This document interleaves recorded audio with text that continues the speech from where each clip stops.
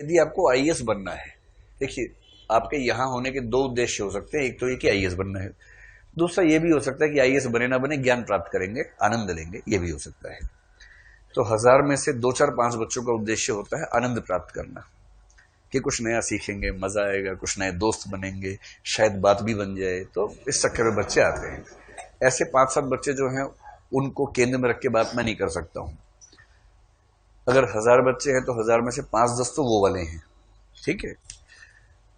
100 200 ऐसे जो चाहते हैं कि आईएएस बने और ज्ञान भी मिले, आनंद भी मिले, और 7 800 ऐसे बोलते आईएएस बनना है, ज्ञान तो मजबूरी है, सीने पर पत्थर रख के ज्ञान हासिल करना है, और जितने न्यूनतम ज्ञान से आईएएस बन सके उतना ही कम ज्ञान प्राप्त करना है, ज्यादा नहीं प्राप्त करना है। ज्यादा लोग इस प्रकृति के आते हैं। फिर मैंने उनसे पूछा कि जो दोनों उद्देश्य चाह रहे थे, मैंने कहा आपके दोनों उद्देश्यों में से प्राथमिक कौन सा है? तो उनमें से 99% ने कहा कि आईएएस बनना प्राथमिक उद्देश्य है। मतलब साथ में मजा भी आए, ठीक बात है, ज्ञान भी मिले, अच्छी बात है। तो हमने निष्कर्ष निकाला कि लगभग 97% बच्चे जो यहां बैठते हैं उनका प्राथमिक उद्देश्य ये है कि सफल हो। वैकल्पिक विषय चुनने के कई आधार डिस्कस किए, रुचि है कि नहीं है, बैकग्राउंड है या नहीं है, छोटा है कि बड़ा है, जीएस में हेल्प करेगा या नहीं, अंकदायी है या नहीं, आदि आदि आदि। और मैंने बहुत विस्तार में उनको ये समझाने का प्रयास किया कि सारे आधार अच्छे हैं, लेकिन दरअसल केवल और केवल एक आधार है जिसको प्राइम मानकर चलना चाहिए, बाकी सब मिथ्या बातें हैं। मिथ्या क्या होता है हम आगे चल के समझेंगे, शंकराचार्य का कंसेप्ट है। हिंदी साहित्य में बहुत सारा दर्शन भी पढ़ना पड़ता है, बहुत सारा समाजशास्त्र, बहुत सारा मनोविज्ञान, वो सब हिंदी साहित्य का हिस्सा है, पढ़ेंगे। अभी के लिए आप मानिए कि झूठ है। आप दरअसल कोई विषय इसलिए ले रहे हैं कि आपको सफलता हासिल हो। सफलता का एकमात्र संबंध इस बात से है कि उस विषय में अच्छे अंक मिले आपको। 1 अंक से 8 10 रैंक फिसल जाते हैं, और केवल 100 अंकों में सारी दुनिया चेंज हो जाती है।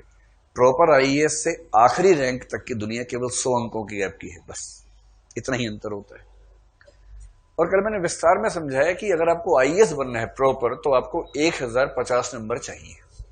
इन 1050 अंकों में से आप जीएस में कितनी भी कोशिश कर लेंगे तो 410 20 के आगे नहीं बढ़ पाएंगे, बहुत मुश्किल है। 400 410 15 ये सब रहेगा। आजकल जो ट्रेंड है उसकी बात कर रहा हूं। पहले 300 भी नहीं आते थे, अब बढ़ गए हैं।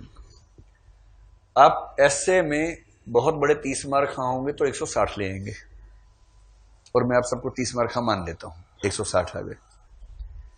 इंटरव्यू में 275 में से आप 175 से ज्यादा की गारंटी दे नहीं सकते। आ सकते हैं, संयोग हो सकता है, कम भी आ सकते हैं, लेकिन हाँ, एक ठीक विद्यार्थी ठीक तैयारी के साथ सही बात करके आएगा तो 175 के आसपास मिल जाएंगे, ये हम मान के चलते हैं।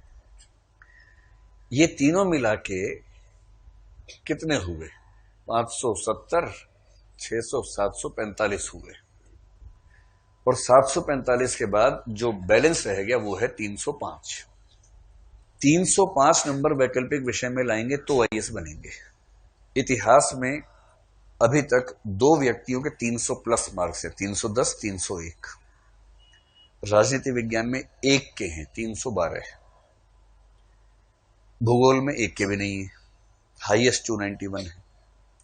दर्शन में एक के हैं 311 मार्क्स, मिहिर पटेल गुजरात में आईएएस है। हिंदी साहित्य में 11 व्यक्तियों के 300 प्लस, 9 व्यक्तियों के 290 से 300 के बीच में, और 7 के 275 से 290 के बीच में है। हिंदी साहित्य इसलिए मत पढ़िए कि मैं पढ़ा रहा हूं और मैं चाहता हूं कि आप पढ़ लें मुझसे, कोई मतलब नहीं है इस बात का।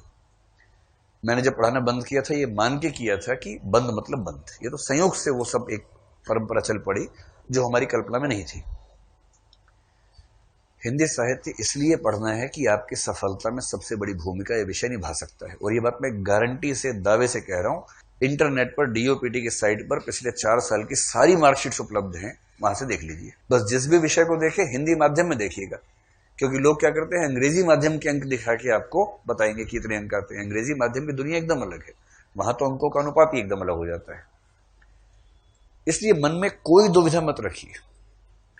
अगर आईएएस बनना उद्देश्य है तो आप सबसे अच्छे विषय में हैं। इस विश्वास से पढ़ेंगे तो कन्विक्शन रहेगा, खुद कन्विंस रहेंगे तो चीजें अच्छी रहेंगी। पृष्ठभूमि नहीं है, कोई फर्क नहीं पड़ता, जीरो से हम शुरू करेंगे ही, एकदम जीरो से। जो शर्तें हैं हिंदी साहित्य पढ़ने की, वो ये है कि आपके पास एक ऐसी भाषा हो जिसमें अशुद्धियां ज्यादा न होती हों। एकमात्र शर्त ये है।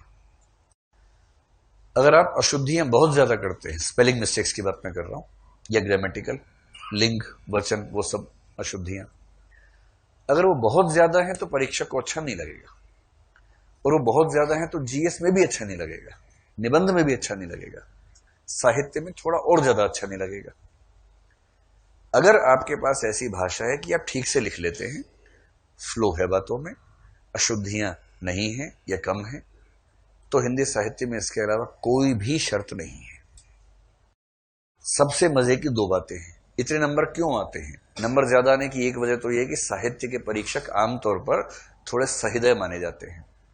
चाहे गुजराती साहित्य हो, तमिल साहित्य हो, तेलुगु साहित्य हो, संस्कृत हो, कोई साहित्य हो, उन सब में स्कोर ज्यादा आता है। लेकिन दो और वजह हैं, उन वजहों पर गौर करने की जरूरत है। एक सबसे रोचक वजह यह है कि हिंदी साहित्य में अगर कोई प्रश्न आ जाए और आपको ना आता हो, तो भी आप गोल मटोल तरीके से लिख के नंबर ले आएंगे उसमें। वो कैसे आएंगे अभी नहीं समझ में आएगा, कुछ दिनों के बाद प्रयोग करके देखेंगे। बस आपको हल्का सा अंदाजा होना चाहिए। जैसे प्रेमचंद पर सवाल आ गया, प्रेमचंद आपने ठीक से नहीं पढ़ा है, बस आपको यह पता है कि प्रेमचंद के उपन्यास का नाम गोदान है और 1936 में लिखा गया था, बस। अगर इतना भी पता है तो भी साहित्य पढ़ने के बाद आप इस तरह से उत्तर फ्रेम करेंगे कि परीक्षक को वो उत्तर अच्छा लग जाएगा, और 10 में से शायद 5 नंबर ना मिले, लेकिन 4 मिल जाएंगे, 3.5 मिल जाएंगे। क्योंकि साहित्य में उत्तर बंधे बंधाए नहीं होते हैं। जैसे गणित में है, आप वैकल्पिक उत्तर नहीं लिख सकते, जो उत्तर है वही लिखना है आपको। साहित्य में वैकल्पिक उत्तरों की इतनी संभावना है कि एक व्यक्ति ने उत्तर लिखा, आपने एकदम अलग लिखा, और आप दोनों को अच्छे नंबर मिले, क्योंकि सब्जेक्टिविटी का सम्मान है इस विषय में, रचनात्मकता का सम्मान है।